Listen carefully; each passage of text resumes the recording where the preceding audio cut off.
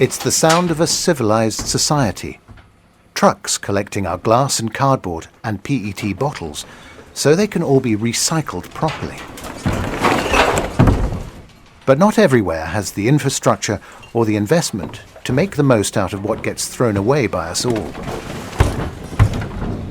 How can we stop thinking about our empty packaging as waste and make sure we see things like plastic bottles made from PET as a valuable commodity? One company which is doing just that is Closed Loop Partners in the US. Nestlé Waters has been working with them to help turn our garbage into a sustainable resource. I'm Gonen, and I'm CEO of Closed Loop Partners.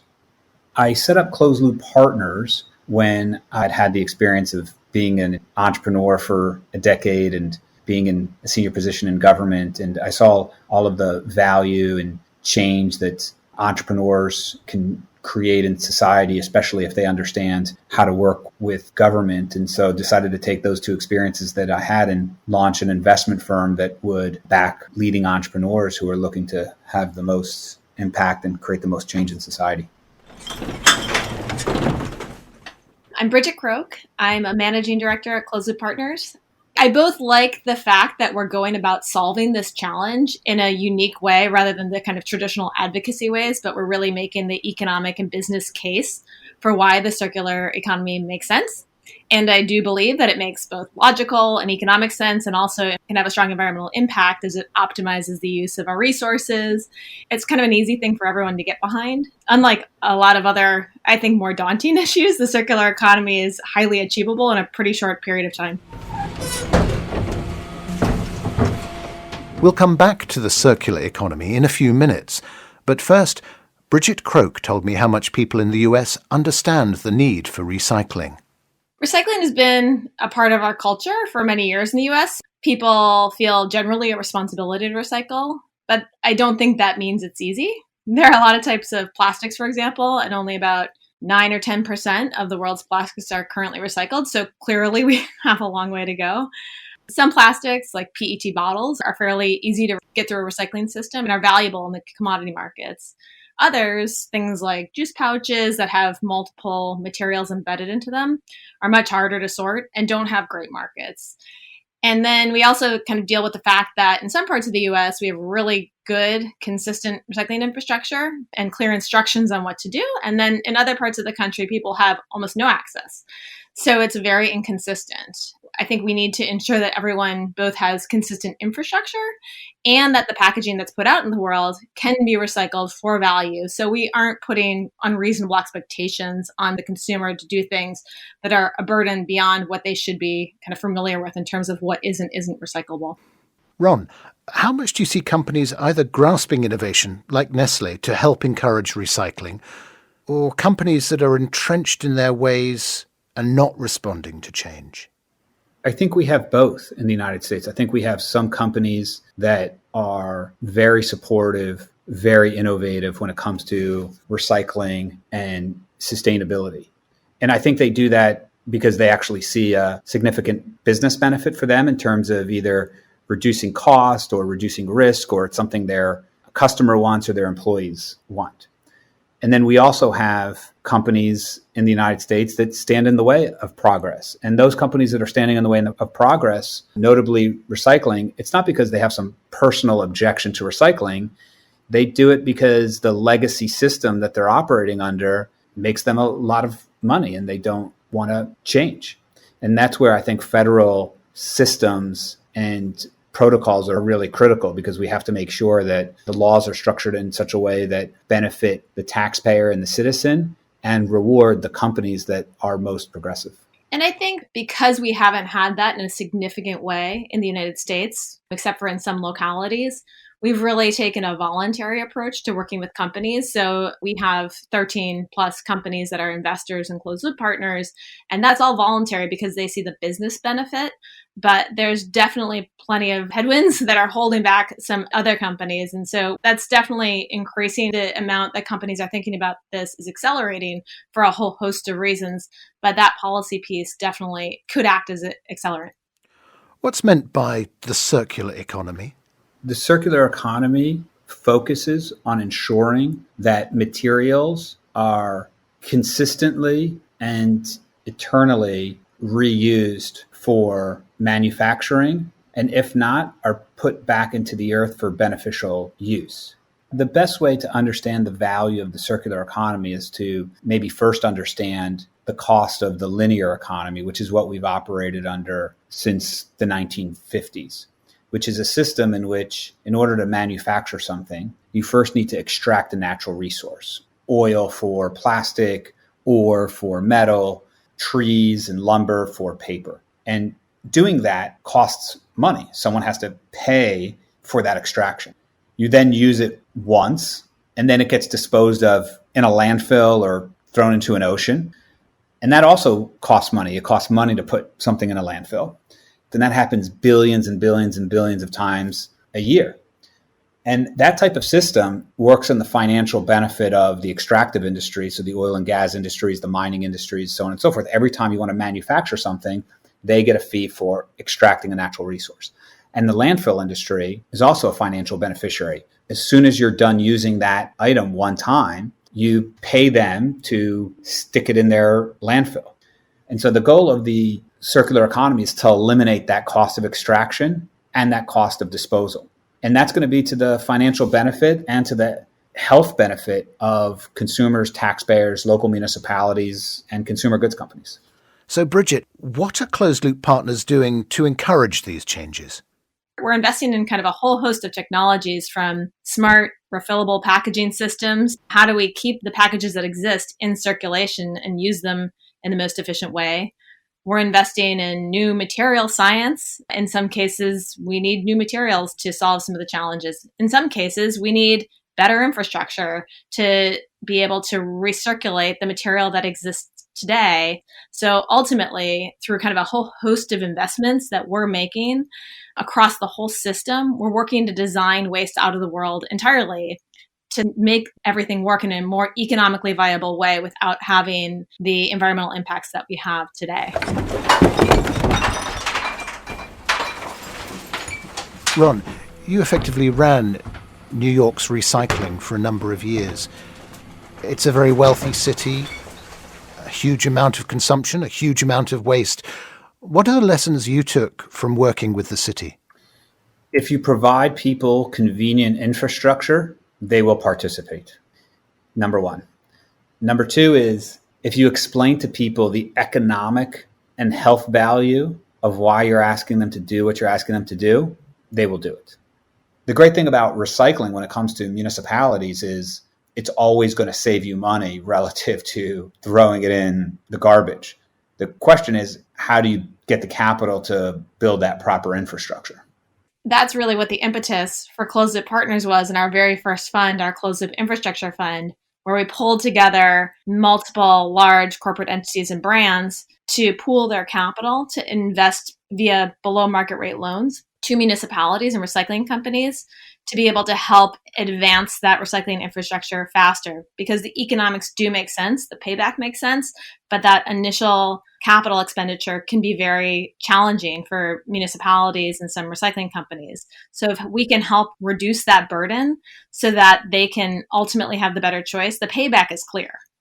Coming back to the question of PET recycling, plastic has had a bad press over the years, but for many producers and consumers, it's still the best solution for delivering clean, recyclable products. How do we make the most of plastics and avoid the problem of plastic waste in landfill and in the environment? PET, the plastic bottles that water and other beverages come in, it's very recyclable and it has a lot of value as feedstock for future packaging. But that said, for PET recycling to work, people need to have the option to recycle with clear instructions. We need to ensure that all plastic packaging is recyclable. If not, it's just too confusing for consumers to distinguish the recyclable plastic resins and formats that have market value from those that don't. There's kind of a whole suite of solutions that we need in order to solve these waste issues. And so in addition to the best, most recoverable, high-value materials in packaging, we also need to consider reusable and refillable options, making those available and convenient to consumers. And we're definitely seeing a massive uptick of brands who are working on really cool innovations and solutions there. How do you get more PET into the recycling process? I think it starts with communication and then infrastructure. And what I mean by communication is most consumers and taxpayers don't realize that PET is actually very profitable for their local recycling program and municipality. What they're inundated with in the news is that plastic can't be recycled, recycling is in crisis. That's what they constantly hear. What they don't hear is that recycling of PET is highly profitable for their local recycling program and municipality. And we need to get that communication out to consumers and taxpayers so they feel the motivation and have the clear understanding as to why they're being asked to do this. And then we need to make sure that we provide them the infrastructure to do it. So the value of recycled PET is great enough to help pay for recycling and waste management. Yes, PET is very valuable as a commodity to recycle. The challenge we have in the United States is if I walked up to 10 people on the street and said, is it important to recycle beverage containers? My guess is most of them would say, well, if I want to be good for the environment, I should do it. But from what I read in the paper, it costs money. Their answer is 50% right, 50% completely wrong. The 50% that's right is it is good for the environment to recycle PET. The 50% that they're completely wrong about is that it costs money for the city to do it. It actually saves money because you avoid the landfill disposal fee, and then the city can make money by recycling its PET. And if we made that clear to the citizenry, they would understand and have a clear motivation to make sure that all the PET was being recycled. It's a simple equation. Any PET that is not recycled, the taxpayer, through their municipality, has to pay, depending on where they are in the United States, anywhere from $25 on the low end to $100 on the top end to landfill it. PET, if you don't recycle it, doesn't just disappear. It requires taxpayer money to go to a landfill. If you don't send it to a landfill and save that money, it then goes to a recycling facility. Recycling facilities today make a profit off of processing PET. Now, some of that profit today goes to cover other types of packaging and commodities that are not profitable. So that's another conversation of should we allow products and packaging into the market that are not profitable to recycle. But today, the profit from the PET will first go to cover some of those products and packaging that are not profitable to recycle. And anything that's left over usually gets shared with the municipality. And unfortunately, we have low recycling rates when it comes to PET in the US. And so a lot of that value, unfortunately, isn't being realized. PET doesn't exist in a vacuum. It's part of an ecosystem of materials that gets recycled.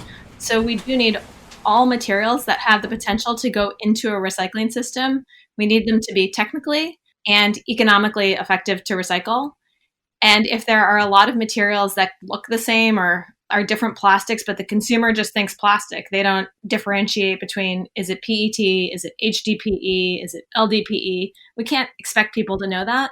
So ultimately, we need to make sure that everything that's going out there is recyclable. If a brand is putting out packaging, it needs to be recyclable. It's just too confusing for consumers otherwise. That means design changes. It means also using recycled content in their packaging to spur the market and make sure that the economics work. Nestlé Waters has invested millions into the closed-loop infrastructure fund. What kind of projects has their money helped create? Overall, the infrastructure fund has invested in about 27 companies and municipalities across the US and Canada that focus on collection, sorting that material, and processing it into a valuable, recyclable commodity. The projects have contributed to over 13 million in economic benefit to municipalities, affected over 4 million households, and kept millions of tons of material out of the landfills and kept that in the economy. So that's the broad context. But more specifically within that, we've invested in carts and trucks to help communities collect recycling efficiently. We've done upgrades and new builds of recycling facilities that sort out that material in a cost-effective way. We've invested in technologies that make recycled content easier to put back in packaging again, to decolor and decontaminate those plastics. And sometimes we're investing in new markets for recycled commodities. One example is in California, we invested in a company called Our Planet Earth, which is a bottle-to-bottle PET facility, which is significantly increasing the ability to get PET packaging kind of from the household through the system and back into a bottle again so that it can cost effectively get back into packaging again. Ron, the world has changed quite a lot in the last few years since you started the Closed Loop Partnership. Are you optimistic for the future? Absolutely. I wouldn't be investing a lot of capital in entrepreneurs and innovative companies if we weren't very excited for the future, and look forward to enabling everybody to participate in a circular economy. Ron Gonen and Bridget Croke of Closed Loop Partners, encouraging investment in recycling and making the most out of commodities such as water bottles made from PET. But why is PET the material of choice for things like water bottles? And what innovations are happening to make it even better and more sustainable?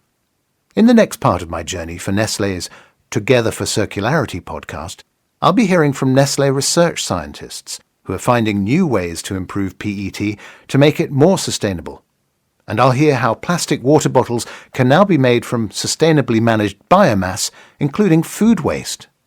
If you want to find out more about Nestlé Waters and the circular economy, go to nestlewaters.com and click on See What We Do. I'm Alistair Elphick. Thank you for listening to this modulated media production.